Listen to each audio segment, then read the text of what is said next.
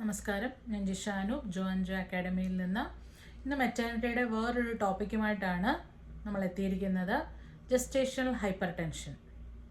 പുതുതായിട്ട് ഈ ചാനൽ കാണുന്ന ആരെങ്കിലും ഉണ്ടെങ്കിൽ ഒന്ന് സബ്സ്ക്രൈബ് ചെയ്യുക, ബെല്ലൈക്കൺ ഓപ്പൺ ചെയ്ത് വെക്കുക. സോ പുതിയ പുതിയ ടോപ്പിക്ക് വരുമ്പം നിങ്ങൾക്കത് നോട്ടിഫിക്കേഷൻസ് ആയിട്ട് കിട്ടും. പറ്റുമെങ്കിൽ ഈ ചാനൽ ഷെയർ ചെയ്യുക, മറ്റുള്ളവർക്കും കൂടെ ഉപകാരപ്പെടും. ഓക്കെ, എന്താണ് ജസ്റ്റേഷണൽ ഹൈപ്പർ ടെൻഷൻ? കഴിഞ്ഞ ദിവസം നമ്മൾ പഠിച്ചത് ജസ്റ്റേഷണൽ ഡയബറ്റിസ് മെലിറ്റസ് ആയിരുന്നു. ഇന്ന് gestational hyper tension. Hyper tension mild ആയിരിക്കാം, സിവിയർ ആയിരിക്കാം. അത് ലീഡിങ് ടു പ്രീ എക്ലാംഷ്യയിലോട്ടും പിന്നെ എക്ലാംഷ്യയും ഉണ്ടാവാൻ സാധ്യതയുള്ളതാണ് ഈ ജസ്റ്റേഷണൽ ഹൈപ്പർ ടെൻഷൻ എന്ന് പറയുന്നത്. പ്രീ എക്ലാംഷ്യയുടെ സയൻസ് എന്ന് പറയുന്നത് പ്രോട്ടീൻ യൂറിയയും ഹൈപ്പർ ടെൻഷനുമാണ്. ഓക്കെ, അപ്പം എന്തൊക്കെയായിരിക്കാം അല്ലെങ്കിൽ ആരൊക്കെയായിരിക്കാം risk factors gestational hypertension ഉണ്ടാവാനുള്ളത്? Primigravida. ഫസ്റ്റ് ക്ലാസ് തൊട്ട് ഞാൻ പറയുന്നുണ്ട് എന്താണ് പ്രൈമി നല്ലി എന്നൊക്കെ. അപ്പോൾ പ്രൈമി ഗ്രാവിഡ ഒരു റീസൺ ആണ്. സെക്കൻഡ് വൺ, വിമൻ അണ്ടർ 19 ഇയേഴ്സും ഓൾഡർ ദാൻ 40 ഇയേഴ്സും. ഈ രണ്ട് കൂട്ടരും ജസ്റ്റേഷണൽ ഹൈപ്പർ ടെൻഷന് റിസ്ക് ഉള്ളവരാണ്. പിന്നെ റീനൽ ഡിസീസ് ഉള്ളവർ, ഹിസ്റ്ററി ഓഫ് ഹൈപ്പർ ടെൻഷൻ ഉള്ളവർ, RH ഇൻകമ്പാറ്റബിലിറ്റി ഉള്ളവർ, പിന്നെ നേരത്തെ ജസ്റ്റേഷണൽ ഹൈപ്പർ ടെൻഷൻ വന്നവർ അല്ലെങ്കിൽ ഫാമിലി ഹിസ്റ്ററി ഉള്ളവർ, പിന്നെ നമ്മൾ കഴിഞ്ഞ ദിവസം പഠിച്ചായിരുന്നു ഡയബറ്റിസ് മെലിറ്റസ്. ഡയബറ്റിസ് മെലിറ്റസിൻ്റെ ഒരു കോംപ്ലിക്കേഷനായിട്ട് ജസ്റ്റേഷണൽ ഹൈപ്പർ ടെൻഷൻ ഉണ്ടാവാൻ സാധ്യതയുണ്ട്. അതുകൊണ്ടാണ് നമ്മൾ മെറ്റ്ഫോർമിൻ പോലും കൊടുക്കാത്തത്. കാരണം പ്രഗ്നൻസി ഇൻഡ്യൂസ്ഡ് ഹൈപ്പർ ടെൻഷൻ ഉണ്ടാവാനുള്ള സാധ്യത ഉള്ളതുകൊണ്ടാണ് ഇൻസുലിൻ മാത്രം ജസ്റ്റേഷണൽ ഡയബറ്റിസ് മെലിറ്റസിനൊരു ട്രീറ്റ്മെൻറ്റ് എന്ന് പറയുന്നത്. ഓക്കെ, ജസ്റ്റേഷണൽ ഹൈപ്പർ ടെൻഷൻ്റെ കോംപ്ലിക്കേഷൻസ് എന്തൊക്കെയാണ്? അബ്രപ്ഷ്യോ പ്ലാസെൻറ്റ, അത് ഓൾറെഡി നമ്മൾ നേരത്തെ കണ്ടായിരുന്നു. എന്താണ് അബ്രപ്ഷ്യോ പ്ലാസെൻറ്റ? DIC, പിന്നെ ത്രോംബോസൈറ്റോപീനിയ, പ്ലാസെൻറ്റൽ ഇൻസഫിഷ്യൻസി, പിന്നെ intra uterine growth retardation, IUD, help syndrome, HELLP, അതായത് haemolysis, elevated liver enzymes, low platelet count. ഇതാണ് HELLP എന്ന് പറയുന്നത്. Okay, haemolysis, elevated liver enzymes and low platelet count. ഇത് severe പ്രീ എക്ലാംഷ്യയുടെ ഒരു ലാബ് ഡയഗ്നോസിസ് ആയിട്ടാണ് നമ്മൾ ഈ ഹെൽപ്പ് സിൻഡ്രോത്തിനെ കേൾക്കുന്നത്. ഓക്കെ, ഇനി മൈൽഡ് ഹൈപ്പർ ടെൻഷൻ ആണെങ്കിൽ, അല്ലെങ്കിൽ മോഡറേറ്റ് പ്രീ എക്ലാംഷ്യയാണ്, അല്ലെങ്കിൽ സിവിയർ എക്ലാംഷ്യയാണ്, ഇതിനൊക്കെ എന്തൊക്കെയാണ് ഇൻ്റർവെൻഷൻസ് എന്ന് പറയുന്നത്? First interventions for mild hyper tension, അതായത് ബ്ലഡ് പ്രഷർ മോണിറ്റർ ചെയ്യണം, ഫീറ്റൽ ഹാർട്ട് റേറ്റും ഫീറ്റൽ ആക്ടിവിറ്റിയും ഫീറ്റൽ ഗ്രോത്തും മോണിറ്റർ ചെയ്യണം. പേഷ്യൻറ്റിനോട് നമ്മൾ ഫ്രീക്വൻ്റ് ആയിട്ട് അല്ലെങ്കിൽ ഇനഫ് റെസ്റ്റ് പീരീഡ്സ് എടുക്കാൻ പറയണം. ഓക്കെ, മെയിൻലി നമ്മൾ ഇവരോട് പറയുന്ന പൊസിഷൻ ടു ലൈ എന്ന് പറയുന്ന ലാറ്ററൽ പൊസിഷൻസ് ആണ്. പിന്നെ ഡോക്ടർ പറയുന്ന അനുസരിച്ച് ആൻറ്റി ഹൈപ്പർടെൻസീവ് മെഡിക്കേഷൻസ് നമ്മൾ പ്രിസ്ക്രൈബ് ചെയ്തത് നമ്മൾ അഡ്മിനിസ്റ്റർ ചെയ്യണം. IO ചാർട്ട് മെയിൻറ്റെയിൻ ചെയ്യണം. പേഷ്യൻസ് നമുക്ക് ഹെൽത്ത് എഡ്യൂക്കേഷൻ കൊടുത്തിട്ട് വിടാൻ പറ്റും. നിങ്ങൾ എന്തോരം വെള്ളം കുടിക്കുന്നുണ്ട്, അല്ലെങ്കിൽ എന്തോരം ഒരു ഏകദേശം ഔട്ട്പുട്ടും കാര്യങ്ങളും ഒക്കെ എഴുതി മെയിൻറ്റെയിൻ ചെയ്യാൻ പറയും, അല്ലെങ്കിൽ ഓർത്ത് വെക്കാൻ പറയും. പിന്നെ മെയിൻലി നമ്മൾ ഇവരുടെ ബ്ലഡ് ചെക്ക് ചെയ്യുന്നത് യൂറിയ നൈട്രജൻ, അതായത് ബ്ലഡ് യൂറിയ നൈട്രജൻ 1, പിന്നെ creatine, 24 hours urine levels, renal function test. ഇത്രയും കാര്യങ്ങളാണ് മെയിൻലി നമ്മൾ ഹൈപ്പർ ടെൻഷൻ ഉള്ള ആൾക്കാർക്ക്. നിങ്ങൾക്കറിയാം, നോർമൽ ഫിസിയോളജി പഠിക്കുമ്പോൾ നമ്മൾ പഠിക്കുന്നുണ്ട് ഹൈപ്പർ ടെൻഷൻ അല്ലെങ്കിൽ ബ്ലഡ് സർക്കുലേഷനിലൊക്കെ എന്താണ് സംഭവിക്കുന്നത്, അല്ലെങ്കിൽ ഇതിനുള്ള കിഡ്നിക്കുള്ള ഫങ്ഷൻ എന്താണ്, അല്ലെങ്കിൽ ഈ ഹൈപ്പർ ടെൻഷനും കിഡ്നിയും തമ്മിൽ എന്താണ് റിലേഷൻ എന്നുള്ളത്. അതുകൊണ്ടാണ് നമ്മൾ, കാരണം ഹൈപ്പർ ടെൻഷൻ അൺട്രീറ്റഡ് ആയിട്ടൊക്കെ വിട്ട് കഴിഞ്ഞാൽ പേഷ്യൻസിന് റീനൽ ഫെയിലിയർ ഉണ്ടാവാനൊക്കെയുള്ള സാധ്യതയുണ്ട്. നിങ്ങൾ കേട്ടിട്ടുണ്ടാവും ആരെങ്കിലുമൊക്കെ, നമുക്കറിയാവുന്നവർ പോലും ഡ്യൂറിങ് പ്രഗ്നൻസി അല്ലെങ്കിൽ ജസ്റ്റേഷണൽ ഹൈപ്പർ ടെൻഷൻ വന്നവർ കിഡ്നി ഫെയിലിയർ ആവുന്നതും റീനൽ ട്രാൻസ്പ്ലാന്റ് നടക്കും. ഇതൊക്കെ റെയർ കേസാണ്, but still there is A chance. അതുകൊണ്ടാണ് നമ്മൾ ഇത്രയും കാര്യങ്ങളാണ് നമ്മൾ ബ്ലഡിനകത്ത് ചെക്ക് ചെയ്യുന്നത്. പിന്നെ നെക്സ്റ്റ് വൺ എന്ന് പറയുന്നത് interventions for mild pre eclampsia. Pre eclampsia അല്ലെങ്കിൽ എക്ലാംഷ്യ എന്ന് പറയുന്നത് സീഷേഴ്സിന് തൊട്ട് മുമ്പ് അല്ലേ? ബെഡ് റെസ്റ്റ് കൊടുക്കണം ക്ലയൻറ്റിന്, ബ്ലഡ് പ്രഷറും വെയിറ്റും മെയിൻറ്റെയിൻ ചെയ്യുന്നത് നോക്കണം. കാരണം വെയിറ്റ് കൂടുമ്പോൾ ചിലവർക്ക് എഡിമ കൊണ്ട് വെയിറ്റ് വരാനുള്ള സാധ്യതയുണ്ട്. അതുകൊണ്ടാണ് നമ്മൾ IO ചാർട്ടും പറയുന്നത്. പിന്നെ ന്യൂറോളജിക്കൽ സ്റ്റാറ്റസ് നമ്മൾ നോക്കണം. കാരണം സെറിബ്രൽ ഹൈപ്പോക്സിയ ഉണ്ടായിട്ട് ആൾക്കാരിലോട്ട് അത് സീഷേഴ്സിലോട്ട് പോകാനുള്ള സാധ്യതയുണ്ട്. പിന്നെ റിഫ്ലെക്സസ്, എല്ലാ റിഫ്ലെക്സസും നമ്മൾ ചെക്ക് ചെയ്യും. അഡിക്വേറ്റ് ഫ്ലൂയിഡ് കൊടുക്കും. IO ചാർട്ട് നോക്കും.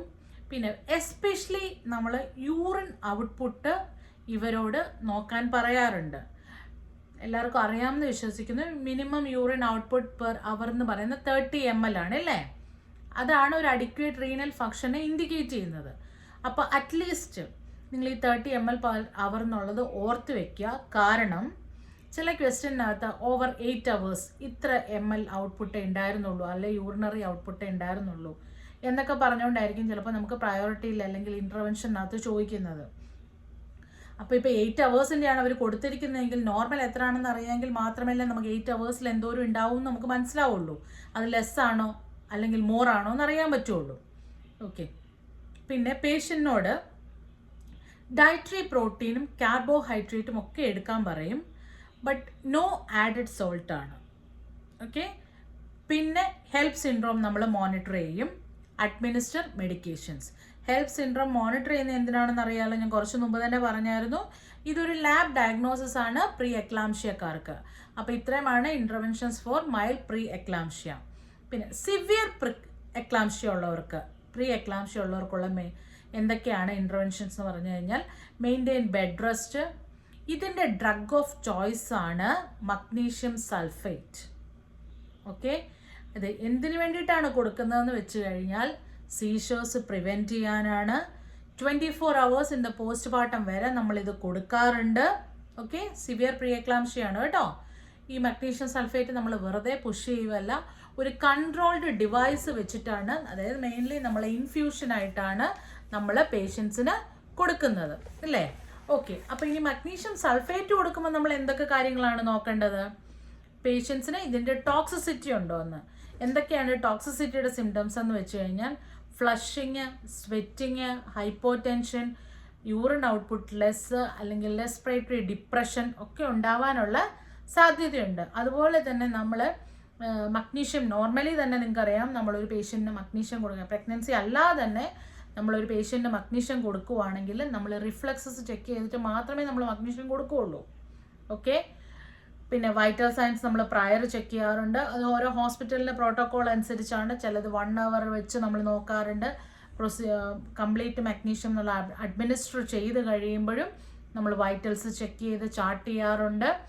കൂടുതലും 100 ml നമ്മൾ ഡയല്യൂട്ട് ചെയ്തിട്ടൊക്കെയാണ് നമ്മൾ മഗ്നീഷ്യം കൊടുക്കുന്നത് നോർമൽ. അതുപോലെ തന്നെയാണ് ഈ പ്രീ എക്ലാംഷ്യ അല്ലെങ്കിൽ സിവിയർ പ്രീ എക്ലാംഷ്യ ഉള്ള മദറിന് നമ്മൾ മഗ്നീഷ്യം സൾഫേറ്റ് കൊടുക്കുന്നത്. ഓക്കെ. ഇനി മഗ്നീഷ്യം സൾഫേറ്റ് കൊടുക്കുന്ന ഒരാളിൻ്റെ അടുത്ത് എപ്പോഴും വേണ്ടുന്ന ഒരു മെഡിസിൻ ഏതാണ്? ആൻറ്റിഡോട്ട് ഓഫ് മഗ്നീഷ്യം സൾഫേറ്റ് എന്താണ്? ആരെങ്കിലുമൊക്കെ ഒന്ന് ഓർത്ത് നോക്കിക്കുക. എന്ത് കാര്യമാണ് നമ്മൾ എപ്പോഴും ഈ പേഷ്യൻറ്റിൻ്റെ അടുത്ത് കീപ്പ് ചെയ്യണം എന്ന് പറയുന്നത്? ട്രക്യോസ്റ്റമി ഉള്ളവരുടെ അടുത്ത് കീപ്പ് ചെയ്യണമെന്ന് പറയുന്ന പോലെ, അല്ലെങ്കിൽ ആൻറ്റിഡോട്ട് ഓഫ് മഗ്നീഷ്യം സൾഫേറ്റ് എന്ന് പറയുന്നത് കാൽസ്യം ഗ്ലൂക്കോണൈറ്റ്. ഓർത്ത് വെക്കുക. മഗ്നീഷ്യം പോകുന്ന പേഷ്യൻറ്റിന് നിയർ ബൈ ആയിട്ട് കാൽസ്യം ഗ്ലൂക്കോണൈറ്റ് ഉണ്ടായിരിക്കണം. അല്ലെങ്കിൽ നമ്മൾ അവെയർ ആയിരിക്കണം എവിടെയാണ് ഈ കാൽസ്യം ഗ്ലൂക്കോണൈറ്റ് അവൈലബിൾ എന്ന്. ഓക്കെ. കാരണം ടോക്സിസിറ്റി കണ്ടു കഴിഞ്ഞാൽ ആസ് സൂൺ ആസ് നമ്മൾ ഇത് സ്റ്റോപ്പ് ചെയ്യും. സ്റ്റോപ്പ് ചെയ്തിട്ട് നമ്മൾ ആൻറ്റിഡോട്ട് കൊടുക്കുകയാണ് ചെയ്യുന്നത്. അപ്പം ആൻറ്റിഡോട്ട് ഓഫ് മഗ്നീഷ്യം സൾഫേറ്റ് എന്ന് പറയുന്നത് കാൽസ്യം ഗ്ലൂക്കോണൈറ്റ് ആണ്. പിന്നെ സീഷേഴ്സിലോട്ടൊക്കെ പേഷ്യൻസ് പോയി കഴിഞ്ഞാൽ നമ്മൾ എത്രയും പെട്ടെന്ന് ഇൻജെക്ഷൻ ഓഫ് ലേബർ ആണ് നമ്മൾ ചെയ്യുന്നത്. Okay. Next one eclampsia. Eclampsia എന്ന് പറഞ്ഞാൽ നിങ്ങൾക്കറിയാം സീഷേഴ്സ് അല്ലേ? നമ്മൾ ഇതിനകത്ത് ഒരു ഷോർട്ട്സ് ചെയ്തിട്ടുണ്ടായിരുന്നു, dawns and dos in seizures. Same കാര്യങ്ങൾ തന്നെയാണ് നമ്മൾ ഈ ജസ്റ്റേഷണൽ ഹൈപ്പർ ടെൻഷനുള്ള അമ്മയ്ക്കാണെങ്കിലും നമ്മൾ നോക്കുന്നത്. പിന്നെ 1-2 കാര്യം എക്സ്ട്രാ ഉള്ളത്, നമ്മൾ ഫീറ്റസിനെ നമ്മൾ മോണിറ്റർ ചെയ്യും. അതുപോലെ തന്നെ നമ്മൾ മാക്സിമം ഓക്സിജൻ, അതായത് 8 to 10 liters of oxygen oxygen mask നമ്മളിത് അമ്മയ്ക്ക് അഡ്മിനിസ്റ്റർ ചെയ്യാൻ ശ്രമിക്കും. കാരണം ഇല്ലെങ്കിൽ ഫീറ്റൽ ഡിസ്ട്രസ് ഉണ്ടാവാൻ സാധ്യതയുണ്ട്. കുഞ്ഞിനും ഓക്സിജൻ്റെ അളവ് കുറയാൻ സാധ്യത ഉള്ളതുകൊണ്ടാണ്. ഓക്കെ. അല്ലെങ്കിൽ സെയിം ഞാൻ ഇതിൻ്റെ താഴെ അതിൻ്റെ ലിങ്ക് കൊടുത്തേക്കാം, എൻ്റെ ഷോർട്സിൻ്റെ dos and dos in seizures എന്ന് പറയുന്നത്. അപ്പോൾ ഇത്രയുമേ ഉള്ളൂ. ജസ്റ്റേഷണൽ ഹൈപ്പർ ടെൻഷൻ എന്ന് പറയുന്നത് ഒരു വലിയ ടോപ്പിക്കായിരുന്നു. പക്ഷെ എന്നാലും മെയിൻലി ചെറിയ ചെറിയ കാര്യങ്ങളൊക്കെയാണ് നിങ്ങൾ ഓർത്തിരിക്കേണ്ടത്. പ്രയോറിറ്റൈസ് ചെയ്തിട്ട് നമുക്ക് ഈ നാല് അമ്മമാരെ കൊടുത്തിട്ട് ആരെയാണ് നിങ്ങൾ ആദ്യം കാണുന്നത് എന്നൊക്കെ ചോദിച്ചാണ് ചിലപ്പോൾ ക്വസ്റ്റ്യൻസ് വരുന്നത്. അല്ലെങ്കിൽ എന്താണ് ഇൻ്റർവെൻഷൻസ് എന്ന് ചോദിച്ചിട്ടാണ് ക്വസ്റ്റ്യൻസ് വരുന്നത്. എല്ലാവരും ഫോർമാലിറ്റീസ് ഒക്കെ ചെയ്യുന്നു എന്ന് വിശ്വസിക്കുന്നു. സബ്സ്ക്രൈബ് ചെയ്യാത്തവരുണ്ടെങ്കിൽ സബ്സ്ക്രൈബ് ചെയ്യുക. ഞാനിവിടെ കാനഡയിൽ RN ആയിട്ടാണ് വർക്ക് ചെയ്യുന്നത്. അപ്പം എല്ലാവരും പുറത്തേക്ക് പോകാൻ ആഗ്രഹമുള്ളവർ എൻക്ലെക്സ് നേരത്തെ എഴുതുക.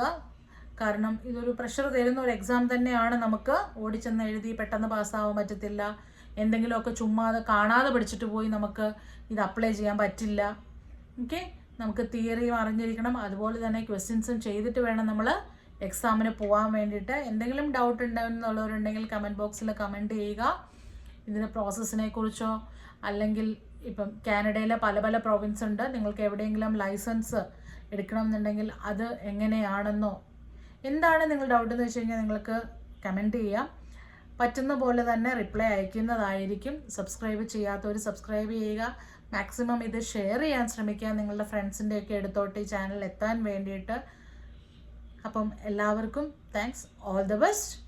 ജോ അക്കാഡമിയിൽ നിന്ന് ജിഷ അനൂപ്.